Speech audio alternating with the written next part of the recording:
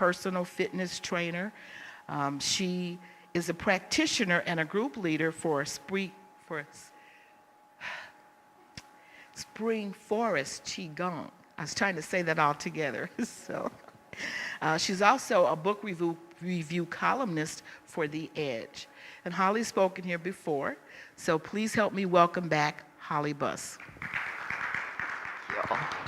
Thank you.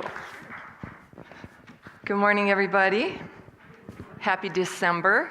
I know I look at the months and they're flying by and crazy, but so we are in December. We only have a few weeks left in this year of 2022. I have mixed feelings about that. It's like, in a way, I'm kind of like, yay, let's just get it done and move on. And in another way, when I look at my grandkids and where I'm at in my age and things, I'm like, oh my gosh, time is flying by. So I always have like these mixed emotions about all this. But when Gary asked me to speak today, it's the first time that he asked that I actually said I need to sleep on it. Normally I'm that person that'll go, yes, and then later on I think about it and I'm like, oh gosh, I wish I had said no. So I actually thought about this one, and the reason that I thought about it was because I asked Gary what the theme was for the month, and he said, well, some positive personal reflection. And I was thinking about my year going, I gotta think about this. I've had a year of what seems like constant change, whether it was good change or not or whatever. It's just been this really up and down, a roller coaster all around, and maybe some of you can relate to that, I don't know, but anything that I say today is my story, so I'm not here to influence anybody. And so with that in mind, I did take a night and I slept on it, and when I woke up the next morning, I thought, isn't that kind of sad that I had to really, reflect on a positive personal reflection? Oh my gosh, what is going on with me here? And it was the perfect thing for me to reflect on. Because of the year that I've had, I realized that when I get in those moments, sometimes for a year, the moment lasts, sometimes a month, sometimes a week or a day, I get tunnel vision. I've got blinders on, and all I see is what is in front of me and what needs to get done. And when I do that, I start to close off in here, in my heart. And then after that's over and after I'm settled and things, I don't always take inventory if I've reopened my heart. Sometimes I need to close it just to get through things, but I forget to take inventory. And so with Gary asking me to come in and speak today on this positive personal reflection, it really got me to understand I kind of forgot to take inventory. And in my heart space, even with all the work that I do around all of this, sometimes, they say that we teach what we need to learn ourselves, and that's totally true. This is going to be a work in progress for me for the rest of my life. It's not a one and done.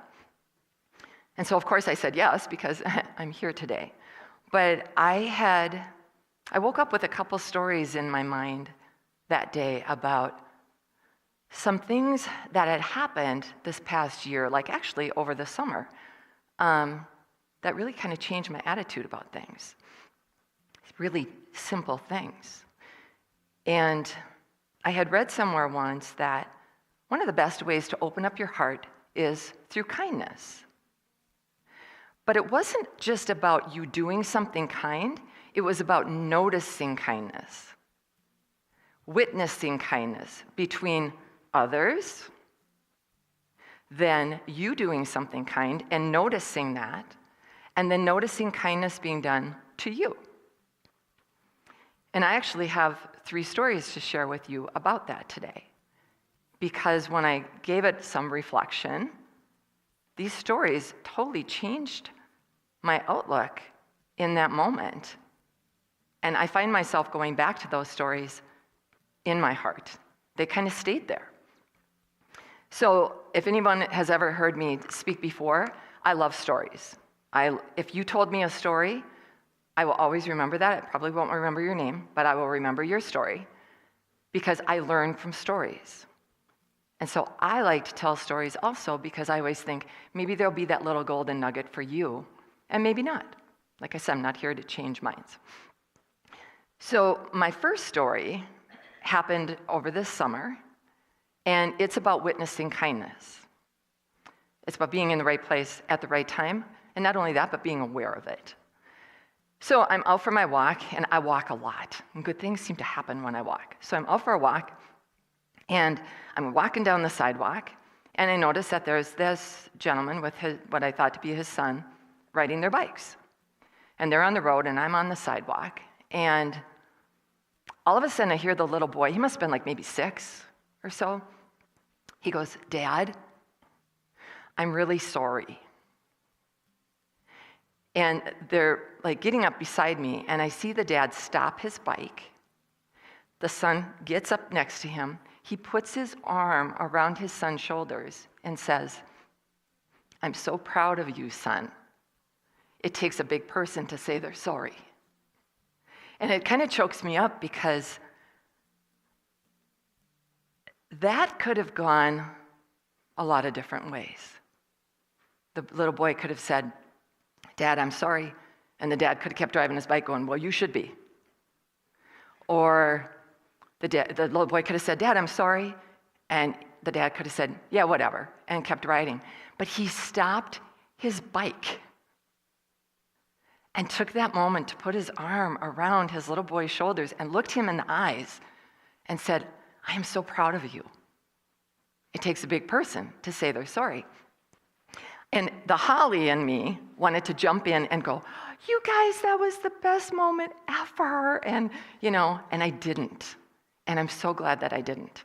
Because I don't even know if they knew what that moment was doing. But for me, it went right in here. Right in here. And I got that really, when they always talk about the warm fuzzies, I got that. And they drive away, and I'm listening to the little boy go, "Hey, Dad, can we watch a movie when we get home?" And the dad is like, "Sure, we can." And the whole thing just made me smile. Smile so hard.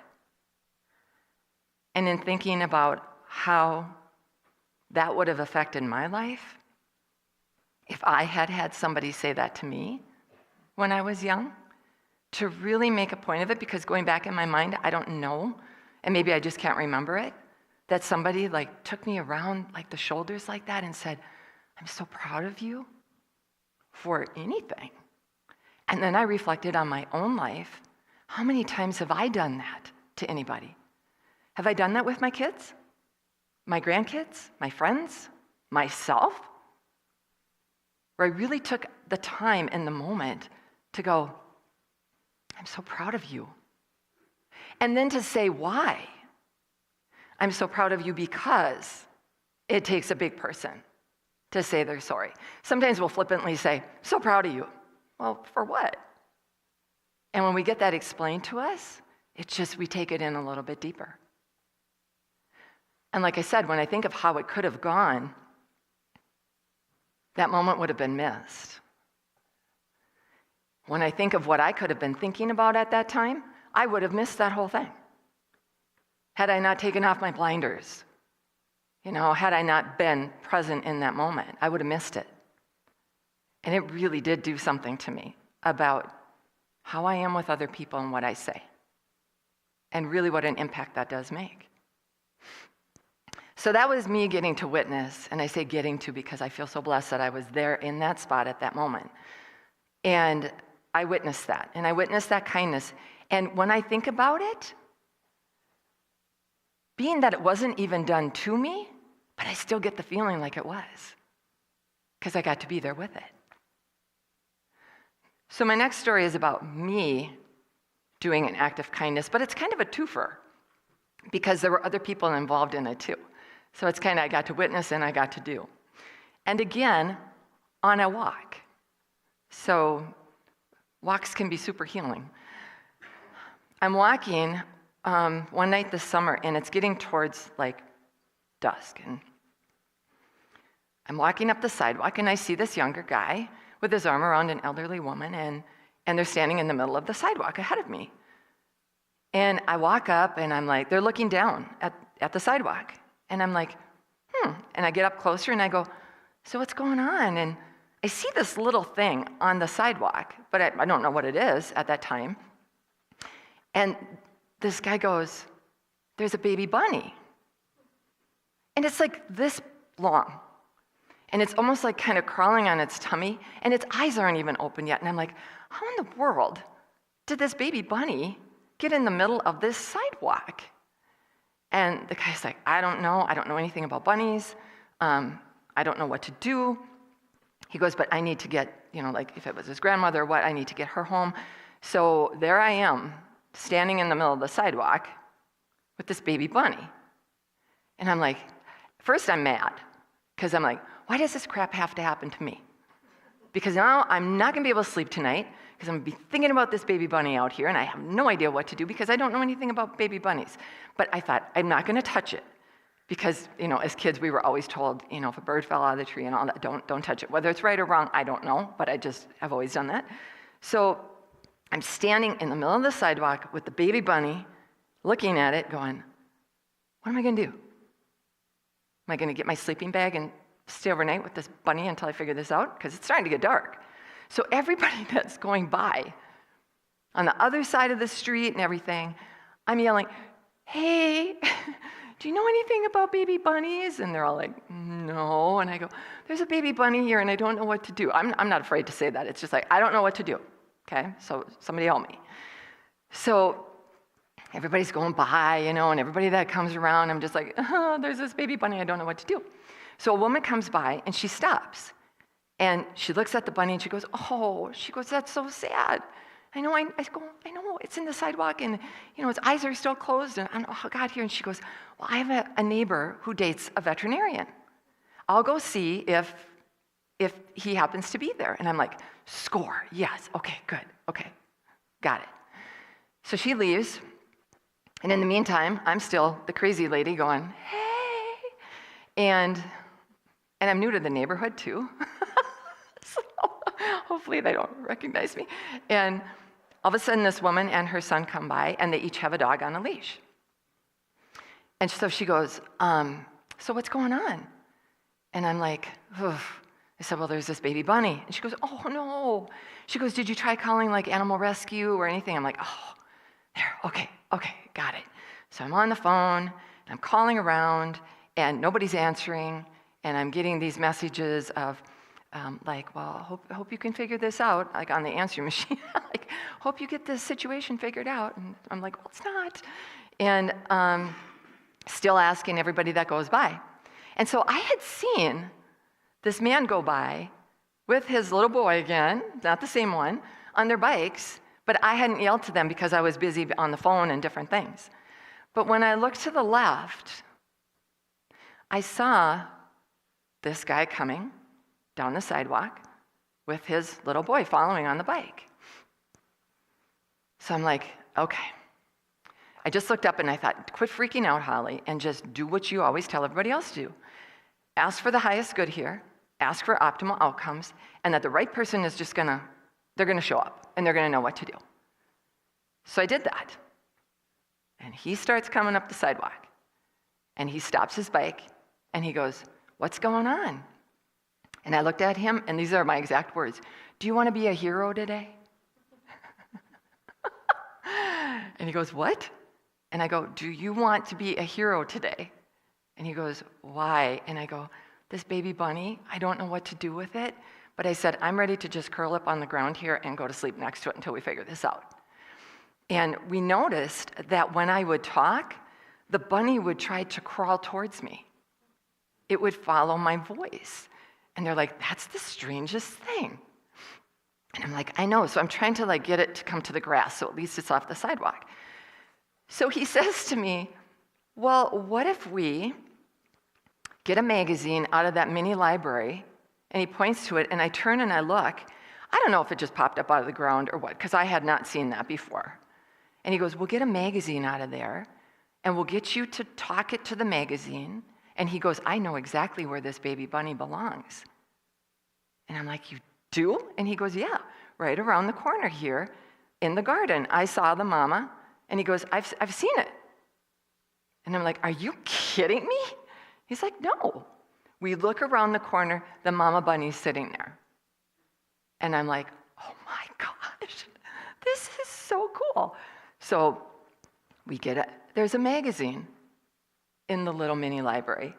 I've gone into those many times. I've never seen a magazine in there, but there was one there for us. So he gets the magazine and he goes, okay, now keep talking to the bunny. And I did, and we get the bunny to go onto the magazine. He takes the magazine over to where the nest was and puts the baby bunny down and by the nest. And the mama hops. I'm standing there. I'm like, oh my gosh, really? And I looked at the little boy and I said to him, I hope that you will always remember this day. And what a good daddy you have. That he would take the time to stop and help this little bunny that can't help itself. I said, that's a really good dad. And I meant it. And the dad comes back and he says to his son, so tomorrow when you go to school, he goes, make sure and check that bunny is still with the mom. So we're all like, it's like a high five moment, and I don't know these people. And the woman with the dog is still there, and her son is still there with the dogs, and here's the dad and his son, and here's me. And we're having one of those moments. And again, how different that could have gone. And it didn't. But what was interesting to me personally was when I stopped freaking out and going, why does this crap always have to happen to me?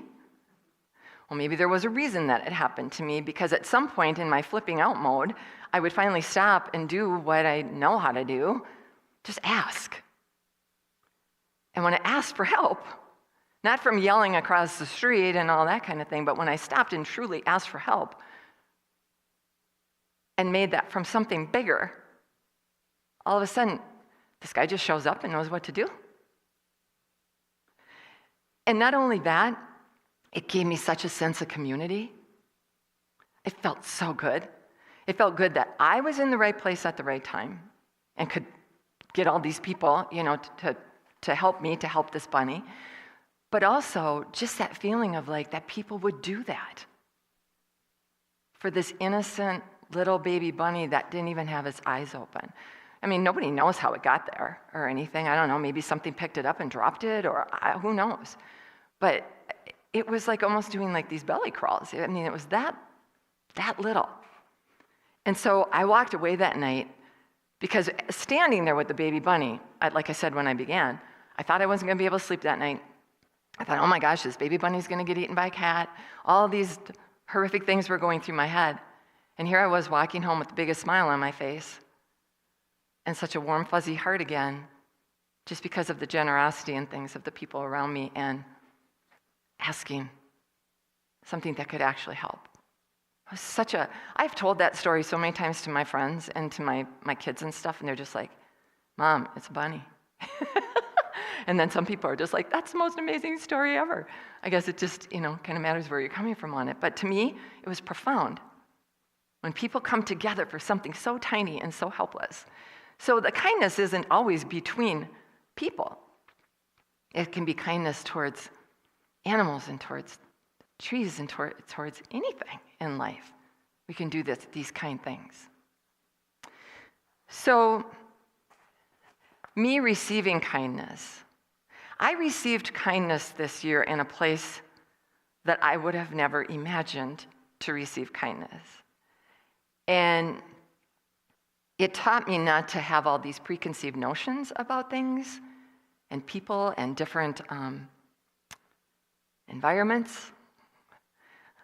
I moved, and we all know how much fun that is. All the things you have to change, your address and all these things. Well, I kind of put off always like going in and changing my driver's license because I just didn't want to. I didn't want to spend a half a day to do it. You make your appointment online, then you get a confirmation about your appointment, and then you're going to go. And I just resigned myself to the fact that this was going to be at least a 2 or 3 hour thing. I thought, okay, just do it. Just go in and do it. Don't get all freaked out about it and whatever, and just do it. So I took my phone along with me, and I thought, I can play games, I can do emails, I can do whatever. And I go in, and it's full. DMV is full. And I'm like, okay, glad that I'm set. I'm prepared. I'm good. So I go up to the counter or to the desk, and I tell them what I need, and she gives me the papers and whatever, and I go sit down, and I'm filling out my papers, and all of a sudden, I get called up. And I'm like, oh, must have forgot something, So I go up, and the woman behind the desk is like, so what can we do for you today? And I'm like, oh my gosh, I'm already up here? Okay, cool, this works. But I'm looking at all the other people going, okay, well, they must be here for something else. They're not here for, this change. So we start this conversation, and she says, oh, okay, let's do this, and we do this. We get the address change. And she goes, would you like me to change your voter registration address and stuff too? And I'm like, yeah, that'd be great. And I thought, this is nice. She's going the extra mile for me. And she does that for me, and then she goes, so how do you like where you live? And I said, I love it. She goes, isn't it nice to find a place that you love? She goes, like the energy of it? And I'm like, I'm in the DMV. Now we're talking energy, okay? I'm like, okay, let's do this too. So she goes, yeah, we were out in Arizona or somewhere, and she goes, we just love the energy out there. And when you come back, you can feel the difference because it just feels so good. Do you believe in that stuff? And I'm like, yeah, actually, I kind of do that for my for my work. She's like, oh, that's so cool. And her supervisor was walking back and forth, behind us, we're talking. She actually turns to her supervisor and says, hey, I know this is taking a little bit longer, but we're just talking about stuff like energy stuff and whatever. And I'm like, by now I'm like pinching myself, like, am I in the DMV? Am I dreaming? What is going on here? So she gets everything done, and then she says the most profound thing to me. She goes, would you mind if I said a prayer over your license that you're kept safe and that you have a good life? Now I'm truly like pinching, and at any time I'm going to wake up, And I'm like, no, actually that would be super awesome. So she did. And so when we get finished with our interaction, which took maybe 5 minutes, I had prepared for hours, and I walk out into the parking lot, and I'm kind of in like I call my sister, she's at work, and I'm telling her this story. 4 times she interrupts me, and she goes, at the DMV? And then she goes, no, wait, you were at the DMV? And I'm like, yeah. I called my son, and I tell him the same thing. I called 2 more friends, just because of this like moment. And it had like shifted something in me. And what it made me realize in myself was how I walk into certain places and certain situations already expecting something not so great to happen. And putting those projections on, well, it's going to be like this because this is where it is, or it's going to be like that. And it's like, no, I had a completely different experience. And who would have thought that I would be up here speaking today about something that happened to me like that? And that is something that stuck with me of a kindness that was done to me. Out of all the other things that happened in the year, that one, to me, stood out the most. Because it was just coming from such a place that I would have never expected it. And I don't know if any of you can relate to that, where you've had something like that happen, where you're just like, wow, that was so... Because when you think about it, I could have gotten anybody up there to do this and have this interaction, and it could have been very, very different. And I'm so glad, once again, that my blinders weren't, on, because I get those blinders on that I wouldn't have even paid attention to it, but that it actually stirred something inside of me I love those moments. I know that when I come and speak, I know it sounds so simple and I know it sounds so whatever, but simplicity is my life. I had someone tell me one time, Holly, when life gets complicated or you try to complicate it, it gives you cramps. It's like, that was such a great way to explain it, because it's true. When I keep things simple and I allow the simple things to come into my life, it works for me. And that is what opens up my heart, is those really, that baby bunny, that dad putting his arm around his son, this woman being so kind to me, and that I wasn't just flippantly going, can we just get this done? Can we just forget all of that, and can you please just get this done, because I gotta go. I was just standing there like, bring it, bring it in. I'm loving this so much. So I'm asking you now, how many of those moments do you miss? I'm going to do a little interaction with you here in a second, but a few years ago, many years ago actually, I was in a restaurant and I was by myself. And there was this little boy off a few tables, just this little guy. And his parents are talking and whatever. And I'm watching him eat macaroni and cheese. And he can't quite do it yet where he can scoop it. So he's taking it noodle by noodle and putting it on his spoon. He'd get it up to his mouth, bloop, it would fall off. And then again, he was so determined, and I could not stop watching this little guy. Noodle by noodle, gets it on the spoon, bloop, falls off. This goes on for quite a while. I mean, he is determined. And his parents are just talking. And all of a sudden, he gets the spoon to his mouth, and he gets it in his mouth.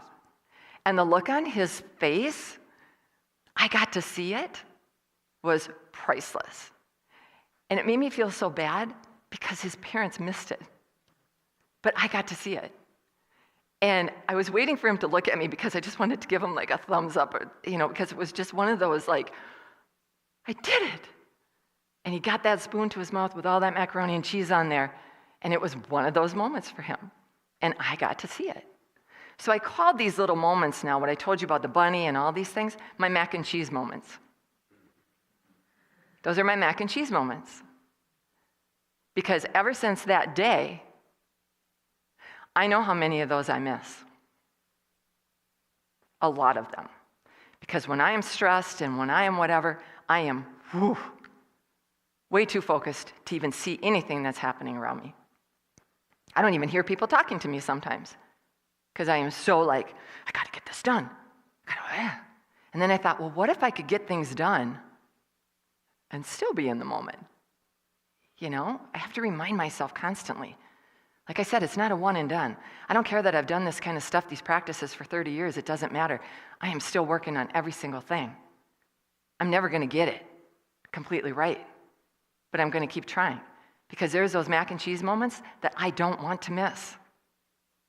I don't want to miss them. So if you'd like, I'd like you just to close your eyes for a second, okay? Just close your eyes. And just notice that you're breathing. You don't have to take deep breaths. You don't have to breathe a certain way. But just notice that you're breathing. And know that your feet are on the floor. You can feel them. And then just let your shoulders drop.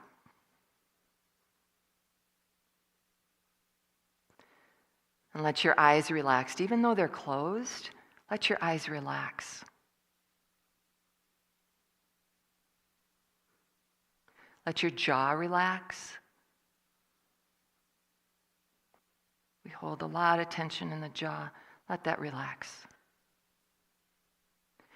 And then I want you to just put a tiny smile on your face. It doesn't have to be a toothy smile, just a little bit of a smile on your face. And as soon as you do that, your whole body just kind of lets down a little bit more.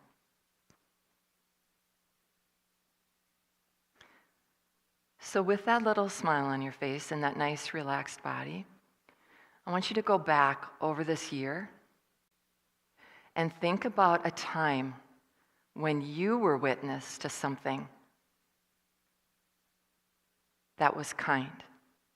It had nothing to do with you, but you just witnessed and noticed kindness?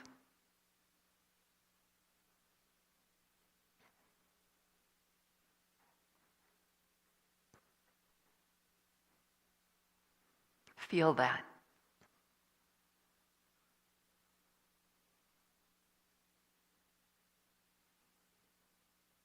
And just try to let your heart be full with that. And breathe that in. Breathe that moment in.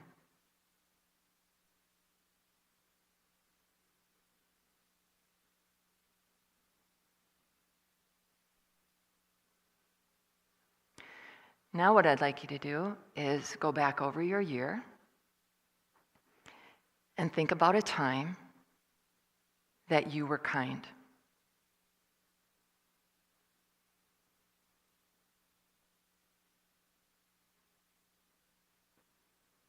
And keep that little smile on your face.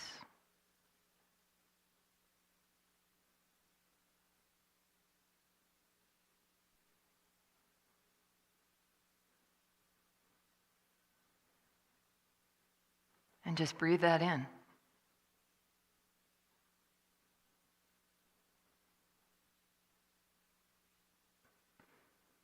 And let your heart be filled with that.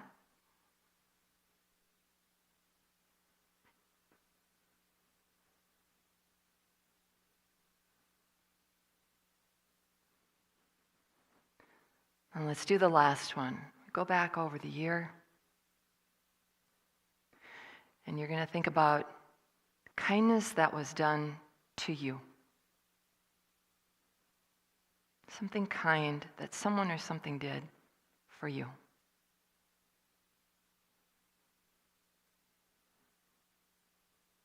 That little smile. Bring it into your heart. Breathe it in.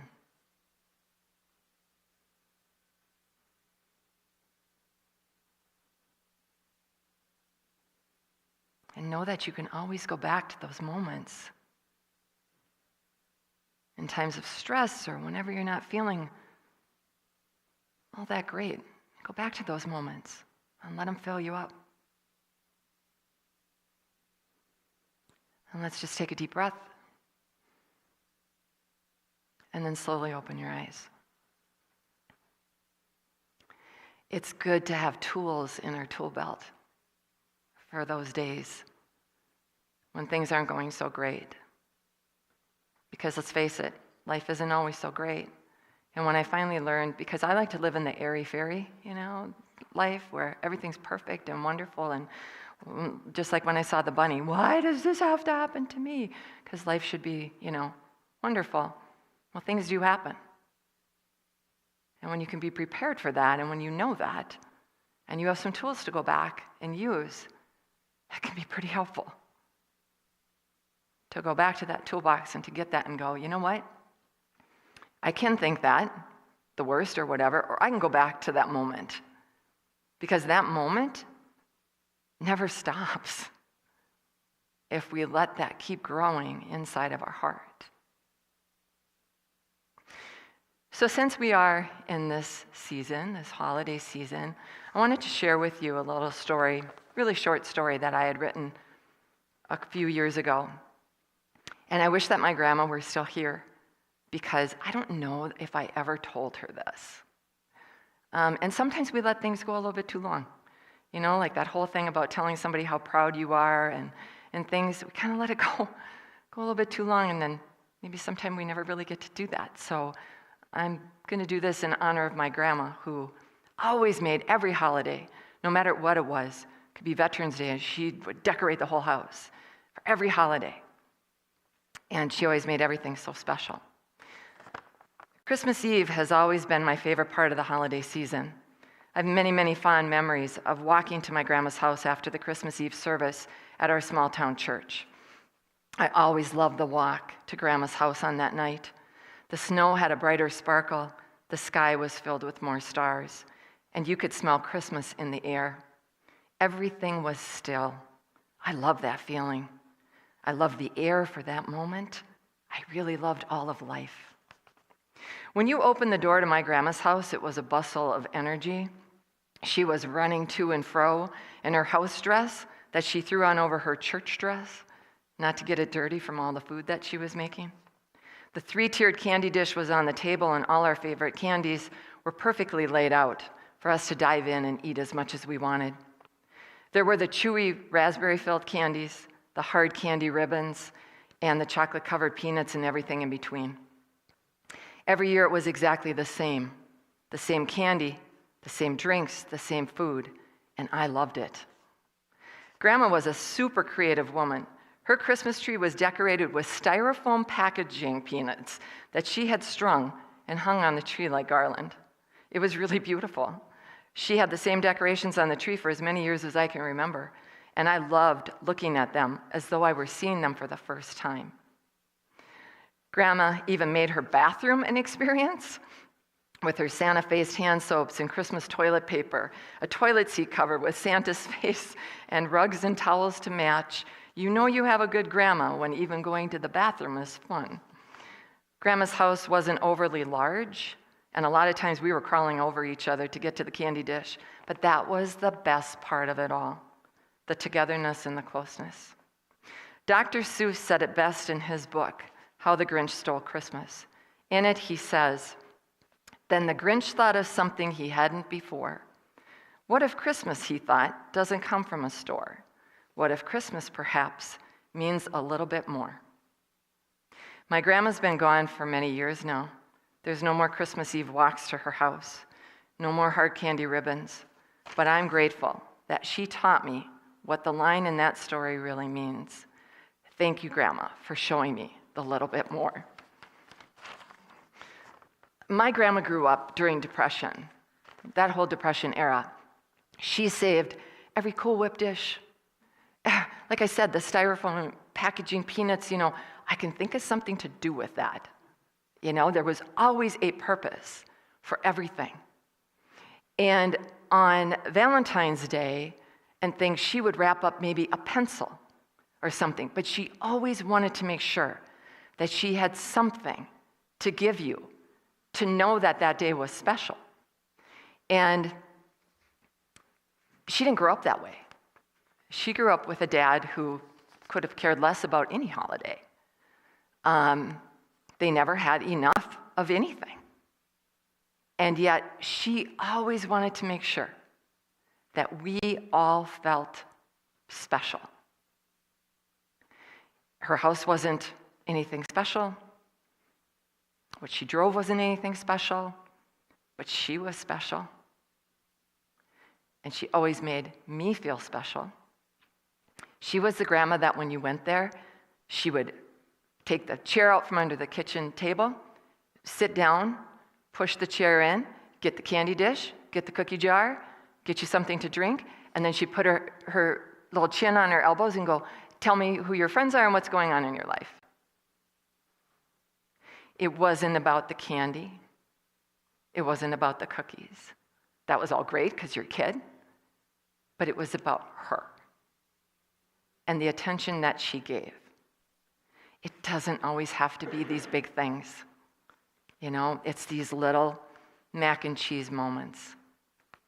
And for me, that was the mac and cheese moment. That's my grandma. And I wish that I would have told her that. I guess we always think that they know. But I don't know that she did. So I don't see the light on yet, so I must have a little bit more time. Does anyone want to share a mac and cheese moment that they've had this past year? One of those moments? Well, You'd love to? Okay. Okay. I'm new to, I was house sitting in this neighborhood and walking through Robert's Bird Sanctuary and just seeing all these wonderful people walking around and just thinking, how am I going to get to know? How do I break out of, and meet some of these cool people? And so I walked through the sanctuary and out the other side where the stage is by the lake, and there were some people jamming on the stage, and I walked up to a woman at a table and I said, "Hey, do you think there's going to be a concert?" And she said, "No, I think they're just jamming." And then she turned to me and she said, "Do you know or are you related to Dory Haugen?" And I said, "That's me. Who are you?" and it was a friend from 40 years ago. Oh And my she gosh. she had sunglasses on. I didn't recognize her. And now she lives a mile away from me. And we just think God brought us together. And then she showed me, she got me to start coming here. So That's awesome. Oh my gosh. Yeah. That's great. So it's really, yeah. And you were in the right place? Yep, at I the think right I time? just asked and I got, right? Pretty quick. That's pretty cool. And isn't it funny how we don't ask? We forget to ask. There's that bunny, I'm freaking out, and it's like, hello, why don't you just ask? I asked. Yeah. All right, I'll tell a story. I'll try to make it quick. Yeah, thanks, Dory. It's about asking.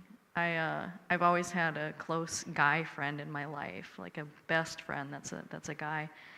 And my most recent one had moved up to the North Shore recently, and so it's been a couple of years now, and I realized, like, I don't have a guy best friend that I usually, hang out with and share things with. And so one day I just said it out loud. I said, I need a new guy in my life.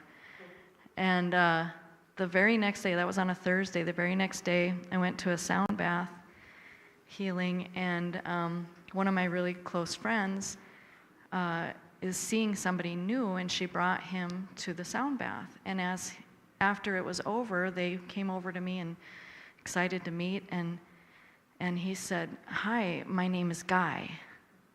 And I said, "What? What's your name?" And he said, "Guy." And I was just like, "Oh my gosh, I can't believe it. This is crazy." And so I think about, and so since then, we're getting close. We're getting to know one another. He's a wonderful individual. And I just thought, how funny. On a Thursday, I said I need a new guy in my life. And Friday, he showed up. So And his name is Guy. and his name was Guy. Yeah, good sense. Beautiful. Thank you for sharing. Well, I see the light is on, so that means that my time is up. But thank you so much for having me today. And if I wish anything for you in the new year, it's many, many, many mac and cheese moments. Thank you so much.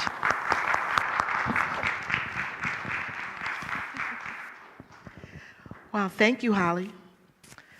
There was a lot in there, but what happened for me as you were leading us down this positive reflection meditation, I don't spend enough time focusing on what's positive. What kept coming to mind right away were all the things that weren't so positive. So thank you for the reminder to be in the present moment and focus on what's positive.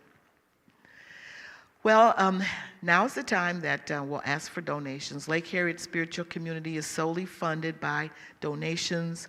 We don't have a mother organization that we get funds from, but your generous donations help us keep the lights on, help us pay for all the maintenance that needs to be done in the building. So if you can give generously, I'd appreciate it. If you can't give today, consider becoming a regular creating a regular donation through our website. There's you can donate through PayPal. So thank you for what you can give. And I'm gonna be fine, fine, fine. Gonna be brilliant. This year is gonna be better. And you're gonna say this year gonna be stronger and a braver me. This year and I'm gonna make it. 'Cause I said I would do all the things you said I never could. This year, this year, I may not be perfection, I never claimed to be. Maybe if I was thin or beautiful classically, all of the things I carry and all of the things I know that I will be loved no matter where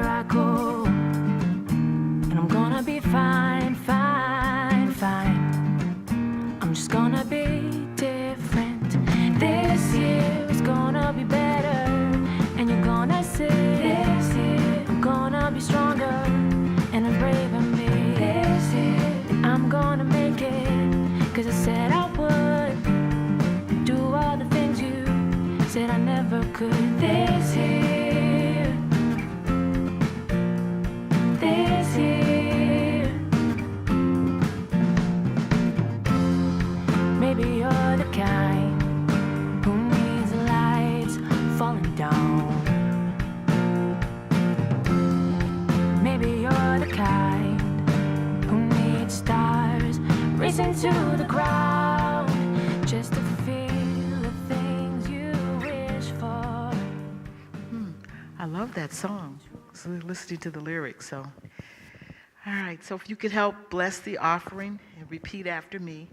God's perfect love, flowing through me, blesses and multiplies all that I give, all that I receive, and all that I am. And so it is. So as part of our tradition, let's circle up. I don't know that we have enough to circle around the whole sanctuary, so maybe the first few rows here.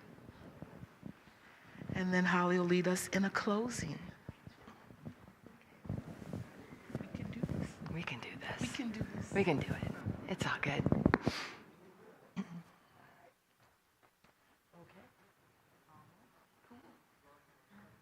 Nice. An Sort of thing happening. That's good. It's all good. All right. All right, so if we can just all kind of drop down into our hearts. May love heal our world. May we all choose kindness and compassion. May those who are sick heal. May those who are anxious find peace. May those who are in pain be relieved. May those who have light to spread come forth. And may those that have darkness in their hearts find love. May the individual and collective fear be washed away. And may the light inside of me and the light inside of you radiate out into the world and everyone and everything that is a part of it. And so it is.